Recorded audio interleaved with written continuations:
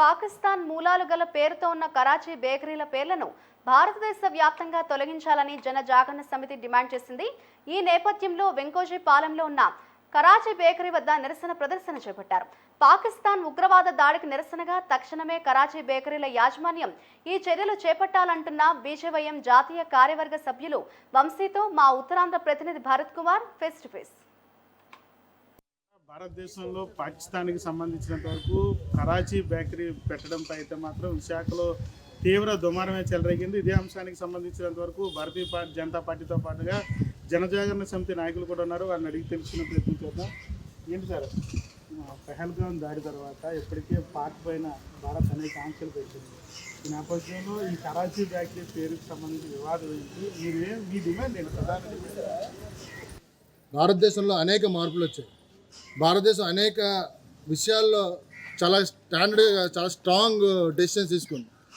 అంటే పాకిస్తాన్తో యుద్ధం చేస్తున్న మన ఆర్మీకి ఫ్రీ హ్యాండ్స్ ఇవ్వడం. ఇటువంటి పరిస్థితుల్లో ప్రతి ఒక్క భారతీయుడు తన దేశభక్తిని చాటుకోవాల్సిన పరిస్థితి ఈరోజు వచ్చింది. గడిచిన 5 దశాబ్దాలుగా కరాచీ బేకరీ వ్యాపారం ఇక్కడ జరుపుకుంటున్నాం.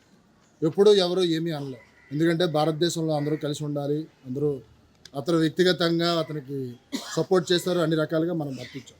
కానీ ఈరోజు ఇంత దాడి జరిగి ఇక్కడ ఇంత తీవ్రవాదులు వాళ్ళ ఉగ్రరూపాన్ని చూపిస్తూ మన భారతదేశానికి ఇంత ధైర్యాన్ని, ఇంత దేశభక్తిని మనందరికీ ఇస్తున్నప్పుడు భారతదేశం మన దేశభక్తిని ఏ విధంగా చాటుకోవాలి? కరాచీ బేకరీ ఓనర్కి సూటిగా అడుగుతున్నా, నువ్వేదో చెప్తున్నావు కరాచీలో ఉండేవాళ్ళం, అక్కడ గుర్తుగా ఇక్కడ కరాచీ బేకరీ పెట్టుకున్నాను, ఆ పేరు నాకు గుర్తు ఉండాలి, అందువల్ల పెట్టామని. కానీ కాస్త ఆలోచించి ఇక్కడ బనారస్ బేకరీ అనే పదం పాకిస్తాన్లో ఉంటే వాళ్ళు ఊరుకుంటారా? లేదు. అదేవిధంగా కాశీ బేకరీ అని పెట్టుకున్నా ఊరుకుంటారా? లేదు. అలాంటి ఆలోచన వచ్చిన వెంటనే వాళ్ళ మెదడులో ఉన్న ఆలోచనని నోట్లో నుంచి బయటకు వచ్చే లోపే వాళ్ళని చంపేస్తారు. అటువంటి దేశభక్తులు ఉన్న ఆ దేశం. మరి నువ్వు ఈ దేశంలో 5 దశాబ్దాలుగా వ్యాపారం చేసుకుంటూ అనేక రకాలుగా విస్తరించుకుంటూ భారతదేశ వ్యాప్తంగా వ్యాపారాలు కరాచీ బేకరీస్ పెట్టుకుని నడిపిస్తున్నావు. ఒకవేళ 10 రోజులు టైం ఇస్తున్నావు, నీ దేశభక్తిని కానీ ఈరోజు చాటుకోకపోతే 11వ రోజు కరాచీ బేకరీ ఎక్కడైతే ఉందో విశాఖపట్నంలో, అదే కాకుండా దేశవ్యాప్తంగా ఎక్కడున్నా నా మిత్రులతో మాట్లాడి అక్కడున్న కరాచీ బేకరీలను కూడా పెట్రోల్ వేసి కరాచీ బేకరీ పేర్లను పెట్రోల్ వేసి తగలబెట్టడానికి ఎటువంటి ఇది లేదు. ఖచ్చితంగా కరాచీ పేరును మార్చాలా, దేశభక్తిని చాటుకోవాలా అనే నినాదాన్ని మేము కోరుకుంటున్నాం.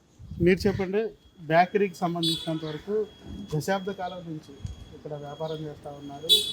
ఈ టైంలో ఇటువంటి వివాదం చెలరేగడం ఎలా చూడొచ్చు అంటారు? అసలు పేరు మార్పుకు సంబంధించినంత వరకు ఇప్పటికే వాళ్ళని కలిసారా? దీని మీద వాళ్ళు ఏం మాట్లాడారు? పాకిస్తాన్ ఉగ్రవాదులు భారతీయులను అత్యంత కిరాతకంగా చంపేస్తుంటే మనకు కొంచెం కూడా సిగ్గు లేకుండా కరాచీ బేకరీల యాజమాన్యం ఇక్కడ భారతదేశంలో వ్యాపారం ఎలా చేస్తుంది? ఆ పేరు తొలగించాలి. మాకు పేరు పైన అభ్యంతరం. దేశభక్తిని నిరూపించుకోవాల్సినటువంటి సందర్భం ఆసన్నమైంది. కేంద్ర ప్రభుత్వం తక్షణమే స్పందించి దేశవ్యాప్తంగా ఉన్నటువంటి కరాచీ బేకరీల యాజమాన్యానికి నోటీసులు ఇవ్వాలి, దేశద్రోహం కేసులు పెట్టాలి. 10 రోజుల్లోపు చర్యలు తీసుకోకపోయినా, యాజమాన్యం స్పందించకపోయినా కూడా జనజాగరణ సమితి వైజాగ్లో ఉన్నటువంటి కరాచీ బేకరీల బోర్డులను పెట్రోల్ పోసి తగలబెడుతుందని హెచ్చరిస్తున్నాం. కొంచెమైనా సిగ్గు శరం లేకోకుండా మన వైజాగ్ చెందినటువంటి చంద్రమౌళి గారు ఎంత దారుణంగా హత్యకు గురయ్యారో ఉగ్రవాదుల చేతుల్లో మనం స్వయంగా చూసాం. అయినా కూడా మార్పు రావడం లేదు. దేశభక్తిని నిరూపించుకోవాల్సినటువంటి సమయం ఆసన్నమైంది కాబట్టి తప్పనిసరిగా యాజమాన్యం స్పందించాలి. కరాచీ పేరును తొలగించి భారతీయ మూలాలు ఉన్నటువంటి పేరును పెట్టుకోవాలని జనజాగరణ సమితి తెలియజేస్తుంది.